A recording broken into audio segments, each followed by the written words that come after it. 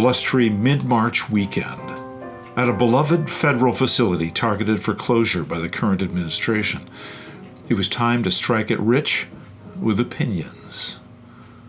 At Seattle's Klondike Gold Rush National Historical Park, inside Pioneer Square's restored Cadillac Hotel, I launched a poll.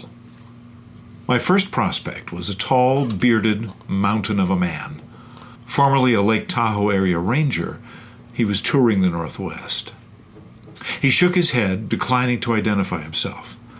But as he watched a Gold Rush video, he seethed.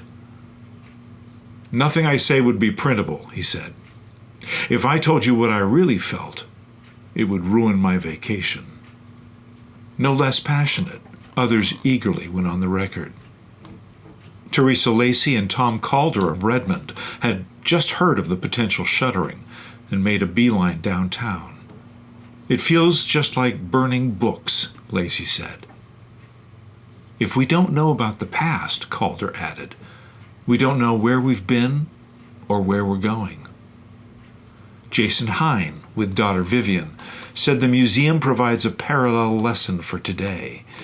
In a dig at AI and its investors, he said of the gold rush, "For the vast majority seeking the mirage of promised wealth, it was a complete bust." The lessons are also generational. Vivian noted, "Kids can come here and see how their ancestors lived and see how the city they live in was built." Connie Wall and Don Walker, longtime Olympia pals and national park geeks, said between them they visited 30-plus national parks. They took the possible closure personally. "It threatens who we are as people," Wall said.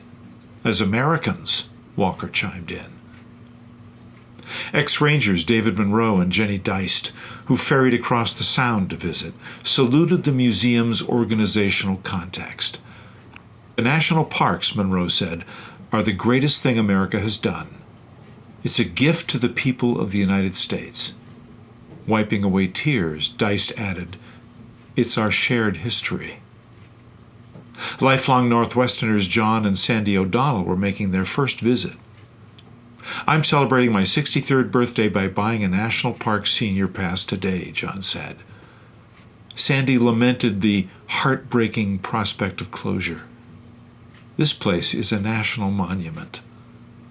Could I find supporters of closure? Try as I might, it just didn't pan out." Teresa Werlich of Mercer Island has worked as a tour guide for 35 of her 88 years. Escorting dozens of student choir members from Bisbee, Arizona, she summoned a hopeful analogy. "This place is an absolute jewel," she said. "I'd be devastated if it closed. Let's hope that the Klondike continues to go in search of gold."